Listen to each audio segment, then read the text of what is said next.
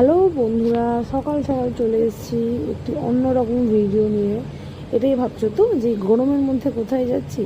ভিডিওটি অ্যাকচুয়ালি আগের সপ্তাহে করা, তোমরা তো দেখেইছো। মাসির বাড়িতে আমার পুজো ছিল, মনসা পুজো। তো আমরা চলে গিয়েছিলাম মায়ের জন্য গয়না কিনতে গড়ানহাটা। নামটা হয়তো অনেকের কাছেই চেনা, আবার অনেকের কাছে অচেনা। হ্যাঁ, গড়ানহাটা। বিকেল থেকে নেমে একটু করে সেখানে গয়না পাওয়া যায়, ঠাকুরের সমস্ত রকমের গয়না তুমি পাবে, খুব কম প্রাইসের মধ্যে পাবে। জাস্ট তোমরা ভাবতে পারবে না যে এখানে এত কম প্রাইসের মধ্যে এত সুন্দর সুন্দর মায়ের গয়না, চোখ ধাঁধিয়ে যাবে। শুধু গেলে মনে হবে যে কোনটা ছেড়ে কোনটা নেই।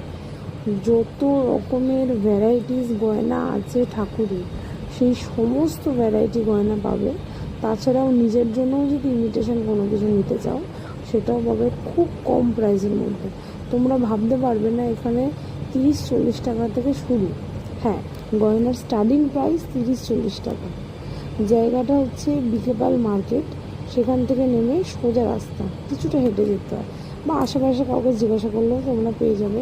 এই সমস্ত গয়নাগুলো দেখছো, এগুলোর প্রাইস 100 টাকা থেকে শুরু, 80 টাকা 100 টাকার মধ্যে। তারপরে লেন্থ অনুযায়ী ওরা ওজন বুঝে একটা প্রাইস দেয়।